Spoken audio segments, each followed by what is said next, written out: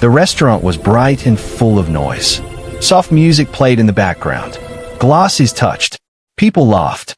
Money sat at every table. This was not a normal place. Only rich people came here. At the center of the room, a black waitress walked slowly between tables. Her name was Sarah. She wore a clean black uniform. Her hair was tied back. Her face looked calm, but her eyes were tired. Sarah had been working since morning. No break. No rest. She carried a tray with food and drinks. Her hands were steady, but her heart was not. Under one big table, something happened. A sharp pain hit her leg. Sarah froze. Someone had kicked her. She looked down, shocked. She did not scream. She did not drop the tray. She whispered, very low, "Please, stop kicking me." No one heard her. The people at the table were laughing loudly. They wore expensive suits. Watches shined on their wrists. One man sat at the head of the table. He looked powerful, calm, quiet. He was the CEO. Sarah tried to move away. She took one small step. Another kick came. Harder. Her leg shook. She bit her lip. Tears filled her eyes, but she did not let them fall. She whispered again, "Please, stop." Still nothing. The man kicking her did not look up. He smiled. He enjoyed it. Sarah felt small, invisible. She remembered her promise to herself. Don't cause trouble. You need this job. She walked away slowly. Her steps were careful. In the kitchen, she placed the tray down. Her hands started shaking. Another waitress looked at her. "Are you okay?" she asked. Sarah forced a smile. "I'm fine," she said, but she was not. She looked at her leg. Red marks were already showing. She took a deep breath and went back out. The restaurant felt heavier now. The same table called her again. Her heart dropped. She walked toward them. As she reached the table, the CEO looked up. Their eyes met for 1 second. Just 1 second. Sarah looked away fast. She lowered her head and served the food. Then it happened again. A kick. Stronger. This time, she almost lost balance. A glass shook on the tray. Someone laughed. "Be careful," a man said, joking. Sarah felt her chest tighten. She leaned closer to the table and whispered, her voice shaking, "Please stop kicking me. I beg you." The CEO heard that. His smile disappeared. He slowly put his glass down. He did not speak. He watched. The man under the table kicked her again. Sarah could not hold it anymore. Her eyes filled with tears. She turned slightly, trying to leave. But the manager was watching. The manager frowned. "Move faster," he said coldly. "You're slowing service." Sarah nodded quickly. "Yes, sir." She walked away, holding back tears. Behind her, the CEO followed her with his eyes. He noticed everything. He saw her pain. He saw her silence. Sarah went to the corner of the room. She took a deep breath. Just get through this, she thought. Just one more hour. She thought about her child at home. Sick. Waiting. She wiped her face and turned back. The table called again. Her heart pounded. She walked back. This time, she stood a little farther. The man leaned forward. "You think you're special," he whispered. "Then, kick." Sarah gasped softly. That was it. Her voice broke. "Please stop kicking me," she cried quietly. The table went silent. Not everyone heard her, but one person did. The CEO slowly pushed his chair back. The sound was loud. Everyone looked. He stood up. Sarah froze. The restaurant felt still. The CEO looked at her. Then he looked under the table. His eyes turned cold. Very cold. He spoke in a calm voice. "Who is touching my staff?" No one answered. The man stopped smiling. Sarah stood there, shaking. The CEO took one step forward. And that was the moment everything began to change. The restaurant was quiet now. Too quiet. Sarah stood still near the table. Her hands were shaking. Her heart was beating fast. The CEO was standing. Everyone was watching him. But Sarah was not looking at him. She was looking at the floor. She had learned long ago that looking up could bring trouble. The manager rushed forward with a fake smile. "There is no problem here," he said quickly. "Just a small mistake." Sarah wanted to speak, but fear held her mouth closed. She remembered other days, other jobs, other times she spoke up. Each time, she lost something. A job, a chance, hope. The CEO did not sit down. He looked at Sarah again, this time longer. He saw the pain in her eyes, the fear, the tiredness. "Are you hurt?" he asked calmly. The question shocked her. No one had asked her that before. Sarah opened her mouth, then closed it. The manager stepped closer to her. He whispered sharply, "Say you're fine." Sarah swallowed hard. "I'm fine," she said softly. The CEO did not believe her. He had seen the kicks. He had heard her cry, but he said nothing yet. He slowly sat back down. The noise in the restaurant returned. People started talking again. But Sarah felt worse now. She had been noticed. She walked away fast. In the kitchen, she leaned against the wall. Her legs felt weak. She closed her eyes. Memories came rushing back. Sarah was not always this quiet. Once, she had dreams. She wanted to study. She wanted a better life. But life hit her hard. Her husband left when her child was born. No calls. No help. Her child got sick last year. Medicine was expensive. Bills kept coming. So Sarah worked. Morning job. Night job. No complaints. No voice. Strong women don't cry, her mother used to say.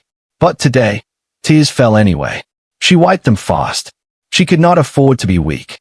Another waitress walked in. "Sarah, are you okay?" she asked again. Sarah forced a smile. "I'll be okay." The manager shouted from outside. "Where is table 7's order?" Sarah picked up the tray. Table 7. The same table. Her chest tightened. She walked back slowly. The man who kicked her was talking loudly now. Laughing. He acted like nothing happened. Like she was nothing. Sarah stood at the side of the table. She kept distance this time. But the man moved his chair back. Closer. Sarah froze. She felt trapped. Another kick came. Not hard. Slow. Like a warning. Her body shook. She looked around. No one noticed. Except one person. The CEO. He was watching again. His eyes followed every movement. Sarah's lips trembled. She wanted to scream. But instead, she whispered, "Please stop." The man smiled. "Relax," he said quietly. "Do your job." Sarah's eyes filled with tears. She finished serving and walked away fast. This time, she did not go to the kitchen. She went to the restroom. She locked the door and cried. Her whole body shook. She covered her mouth so no one would hear. "Why me?" she whispered. She looked at herself in the mirror. A tired black woman. Worn uniform. Red eyes. She thought of her child again. Waiting. Trusting her. That gave her strength. She washed her face and walked out. Back in the restaurant, something felt different. People were whispering. The manager looked nervous. The CEO was no longer talking. He was watching the man. Watching carefully. Sarah walked past them. The man tried to kick again. But this time, nothing happened.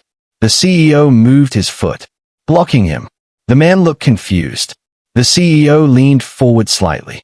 In a low voice, he said, "Do that again, and you will regret it." The man's smile faded. Sarah did not hear the words, but she felt something change. For the first time that night, she felt seen, and somewhere deep inside her, hope started to wake up. The man did not smile anymore. His face was tight. His eyes were angry. No one had ever spoken to him like that before. Not in this restaurant. Not anywhere. He leaned back in his chair and laughed softly, but it was not real. "You think you scare me," he whispered under his breath. The CEO did not answer. He picked up his glass slowly. Calm. Controlled. But his eyes stayed on the man. Sarah walked past the table again. She felt the air change. Something was coming. The man waited until the CEO looked away for a moment. Then, he moved his chair. Hard. It hit Sarah's knee. She gasped. The tray slipped slightly. A spoon fell and hit the floor. Clang. The sound was loud. All eyes turned to her. The manager rushed over, angry.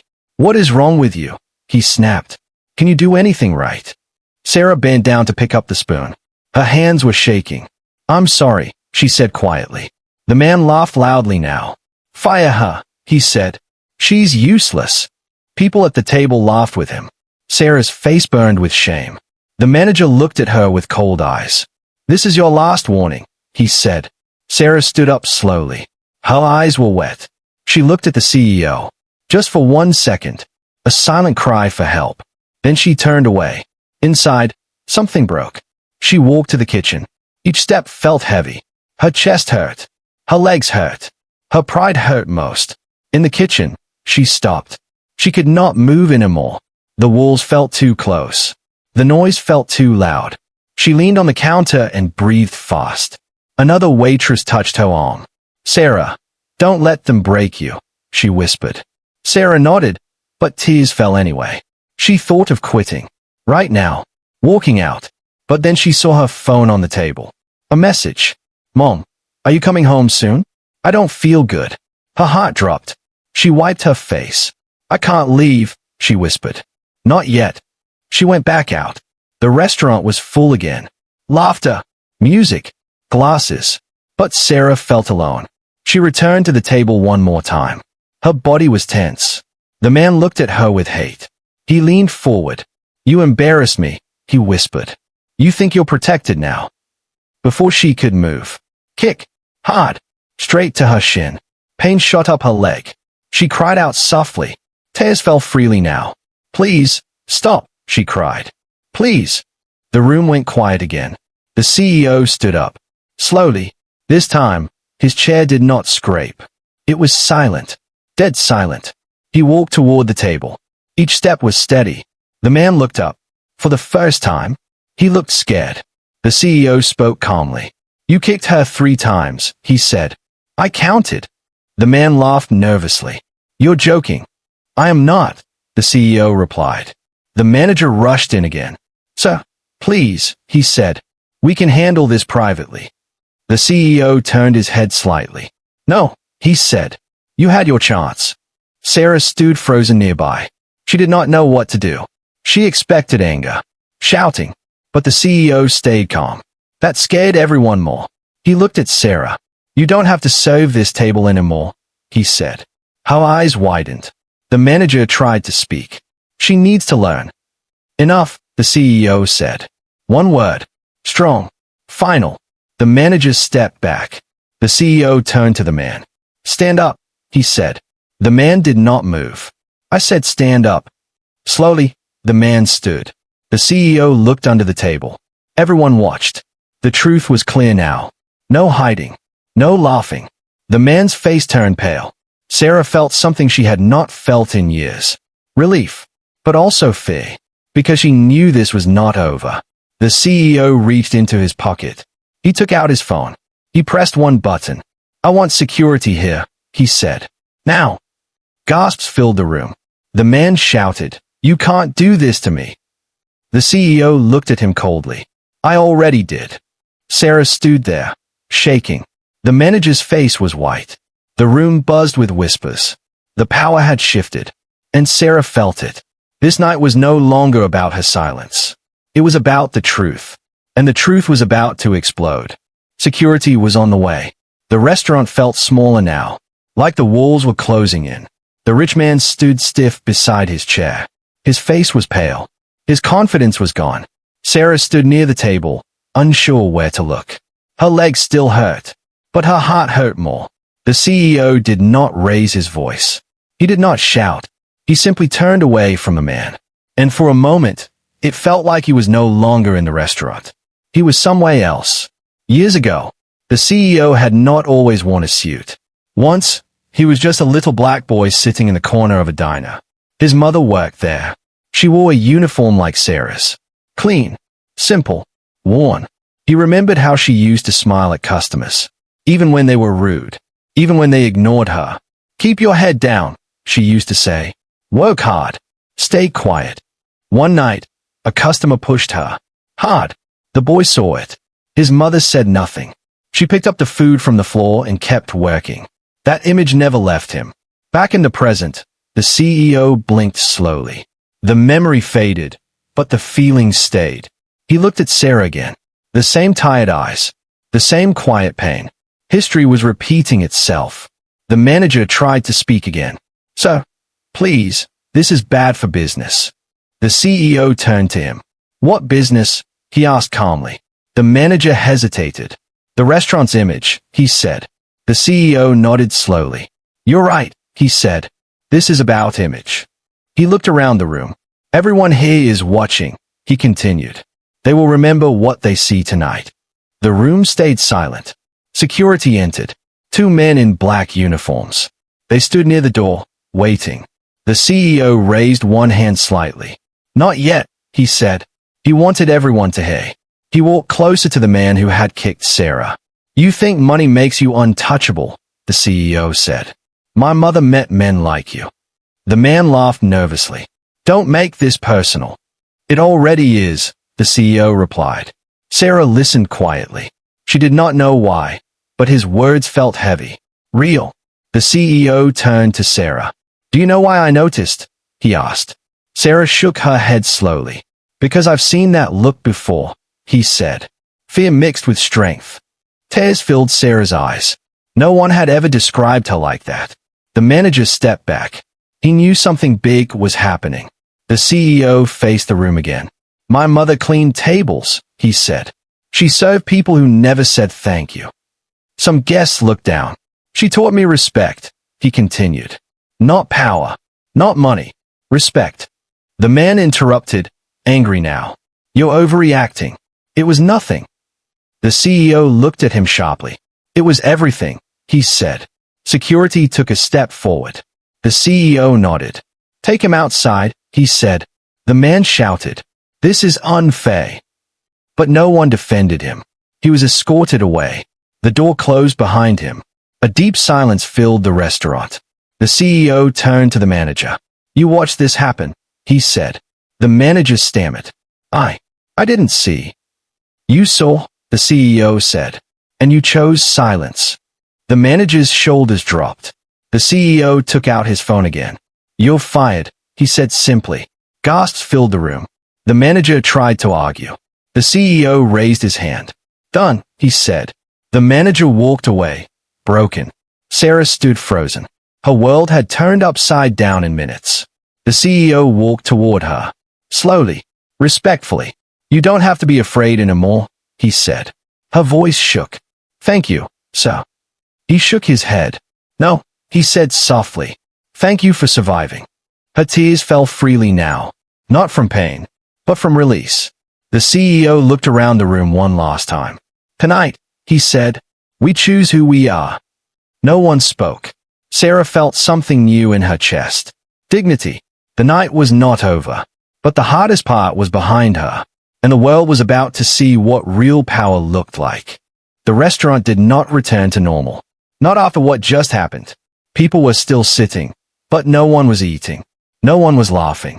All eyes were on the CEO and on Sarah. Sarah stood near the service counter. Her hands were folded in front of her. Her heart was still racing. She felt exposed, like her life had been placed in the middle of the room. The CEO walked back to the table where everything began. He did not sit. He stood there, tall and calm. This evening, he said, was supposed to be about business. His voice was steady, not loud, but everyone heard it. But something more important happened, he continued. A human being was hurt. People shifted in their seats. Some looked uncomfortable. Some looked ashamed. The CEO looked toward the door where the man had been taken out. He thought no one would stop him, the CEO said. He thought silence meant permission. Sarah felt her throat tighten. Those words felt true. The CEO turned to the security team. Bring the footage, he said. A tablet was handed to him. The manager who had been fired was still standing near the wall. His face was pale. The CEO raised the screen. This restaurant has cameras, he said. Every table, every corner. A murmur spread across the room. The CEO pressed play. The video showed Sarah serving the table. Calm. Professional. Then it showed the movement under the table. The kick. Sarah's body reacting. Her whisper. The second kick. The third. Gasps filled the room. Some people covered their mouths. Sarah closed her eyes. She did not want to see it again. The CEO paused the video. This is not an accident, he said. This is abuse. He turned the screen toward the guests. Look carefully, he said, because this is who you were laughing with. No one laughed now. The CEO lowered the tablet. He looked at Sarah. You are not invisible, he said. And you never were. Her legs felt weak. Tears streamed down her face. She nodded, unable to speak. The CEO turned to the room again. "I'm the owner of this restaurant," he said. Shock moved through the crowd. Some guests gasped loudly. The fired manager looked like he might fall. "And tonight," the CEO continued, "I saw something I will not ignore." He looked at the staff. "Every worker here deserves respect," he said. "Not fair." The staff stood taller. Sarah felt proud for the first time in years. The CEO walked closer to her. "Sarah," he said gently. Hearing her name shocked her. "Yes, sir," she whispered. "Would you like to tell them how it felt?" he asked. The room held its breath. Sarah froze. Her whole life, she had been silent. Her voice felt small, but the CEO waited, not rushing her, not forcing her. She took a deep breath. "It hurt," she said softly. "Not just my leg." Her voice shook, but she continued. "It hurt that no one helped," she said. "It hurt that I felt alone." Silence filled the room. Some guests lowered their heads. "I needed this job," she said. "So I stayed quiet." Tears rolled down her cheeks. The CEO nodded slowly. "That ends tonight," he said. He turned to the staff again. "Anyone who disrespects my workers," he said, "will never be welcome here again." Security nodded. The CEO looked at the guests. "And anyone who stays silent," he added, "is part of the problem." The words cut deep. The truth was out. No hiding. No excuses. Sarah felt lighter, like a heavy weight had been lifted. The CEO reached into his pocket. He took out a card and handed it to Sarah. "My number," he said. "If you ever feel unsafe again, you call me." Her hands trembled as she took it. "Thank you," she whispered. He smiled softly. "This is only the beginning," he said. The guests began to stand. Some clapped, slowly at first, then louder. The sound filled the room. Sarah cried openly now, not from pain, from relief. The truth had been spoken, and it had power. The CEO looked at Sarah one last time. "Justice," he said, "always starts with the truth." And that night, the truth had finally been seen. The applause slowly faded, but the feeling in the room stayed. Strong, heavy, real. Sarah stood in the same place, holding the card in her hand. Her fingers were shaking. She had never held something like this before. Not a card. Hope. The CEO walked back to his table and sat down. But he did not eat. He looked thoughtful, like he was planning something bigger. Sarah thought everything was over. She was wrong. A few minutes later, the CEO stood again. "Sarah," he said calmly. She looked up. "Yes, sir." "Come with me," he said. "Please." The word please surprised her. She followed him to a quiet corner of the restaurant. People watched them closely. The CEO spoke softly now. "You did nothing wrong tonight," he said. Sarah shook her head. "I should have spoken sooner." The CEO smiled gently. "Silence is not weakness," he said. "It is survival." Her eyes filled with tears again. He continued, "I want to make this right." He reached into his jacket and took out an envelope. He placed it in her hands. Sarah looked confused. "What is this?" she asked. "Open it," he said. Her hands trembled as she opened it. Inside was a check. Her breath stopped. The number felt unreal. She looked up, shocked. "This is too much," she whispered. "It's not," the CEO replied. "It's what you should have been protected from." Sarah's knees felt weak. She held the counter to stay standing. The CEO continued, "This covers your medical bills, time off, and more." Sarah's voice broke. My child is sick." The CEO nodded. "I know," he said. She looked at him, confused. "How?" "I asked," he said simply. "And I listened." Tears streamed down her face. "For the first time," she said, "I don't feel alone." The CEO placed a gentle hand over his heart. "You're not," he said. Then he said something she never expected. "I want you to work here," he said. "But not like this." She looked up. "What do you mean?" "I want you to be a floor supervisor," he said. "With training. With respect." Her mouth opened. No words came out. "I don't have experience," she whispered. "You have strength," he replied. "That matters more." People nearby whispered. The staff watched in disbelief. The CEO raised his voice slightly. "Everyone," he said, This is what accountability looks like. The room grew quiet again. He turned back to Sarah. You can say no, he said. No pressure. Sarah took a deep breath. Her life flashed before her. Late nights. Empty fridge. Fear. She nodded. Yes, she said softly. The CEO smiled. Good, he said. He signaled the staff manager. Prepare her contract, he said. Sarah could not stop crying. But these were different tears. These were healing tears. The CEO was not finished. He walked back to the center of the room. Tonight, he said, we don't just remove harm. We replace it with care. He announced new rules. Zero tolerance for abuse. Immediate action. Protection for staff. Guests listened closely. Some nodded. Some looked uncomfortable. But no one argued. The CEO turned to Sarah again. You changed this place, he said.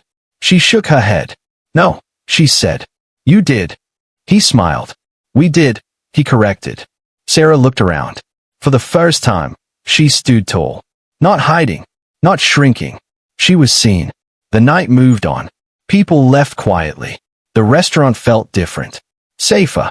As Sarah prepared to leave, the CEO stopped her once more. Tomorrow, he said, go home early. She smiled weakly. I will.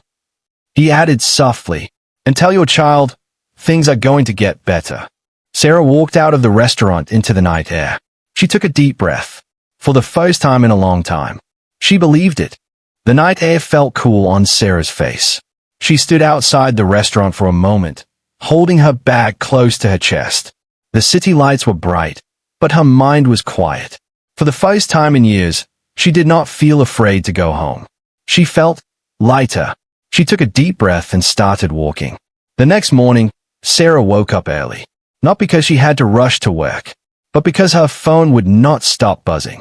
Messages, missed calls, voicemails. She looked confused. One message stood out. Sarah, this is the CEO. Please call me when you wake up. Her hand shook as she called back. Good morning, his calm voice answered. Good morning, sir, she said softly. I wanted to check on you, he said. And on your child. Sarah swallowed. He is still weak, she said. But he smiled today. The CEO smiled on the other side of the phone. That's good, he said. I have news. Her heart skipped. I spoke to the hospital, he continued. Your child will get the best care. Sarah sat down. Tears fell again. Thank you, she whispered. You don't owe me thanks, he replied. You earned this. Later that day, Sarah returned to the restaurant. But this time, she did not enter through the back door. She walked in through the front. Her uniform was different. Clean. Sharp. People looked at her with respect. Some smiled. Some nodded. She felt taller. Stronger. The staff gathered around her. You are a supervisor now, one whispered. Sarah smiled shyly. Yes, she said. The CEO walked in. The room went quiet. He looked at Sarah and nodded with pride. Good morning, Supervisor Sarah, he said. Applause filled the room. Sarah felt her chest tighten, but she stood steady. Later that week, the story spread. Online. News. Social media. People talked about the black waitress who stood up. About the CEO who acted. Messages came from strangers. You inspired me. Thank you for your courage. Sarah read every message slowly. She did not feel famous. She felt understood. One afternoon, she visited her child in the hospital. She held his small hand. Mommy's here, she said. He smiled weakly. You look happy, he said. She laughed softly. I am, she replied. She told him the story. Not about the pain, but about the change. You were brave, he said. Sarah kissed his forehead. So were you, she replied. Weeks passed. The restaurant changed. No more fear. No more silence.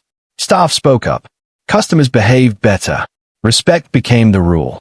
One evening, Sarah noticed a young waitress shaking near a table. She walked over. Are you okay? Sarah asked gently. The girl nodded, but her eyes were scared. Sarah stood beside her. You're safe, she said. I'm here. The guest apologized. Sarah smiled calmly. This was her moment. Later that night, the CEO joined Sarah for coffee. You've changed this place, he said. Sarah shook her head. You showed me how, she replied. He smiled. My mother would have been proud of you. Sarah's eyes filled with tears again. Months later, Sarah stood in front of a mirror. She looked at herself. Not just a worker. Not just a survivor. A leader. She whispered, I am enough. And she believed it. Final message, strong moral ending. That night, Sarah was kicked. But she was not broken. She was lifted. Because when one person chooses courage, and another chooses action, justice is not just a word. It becomes real.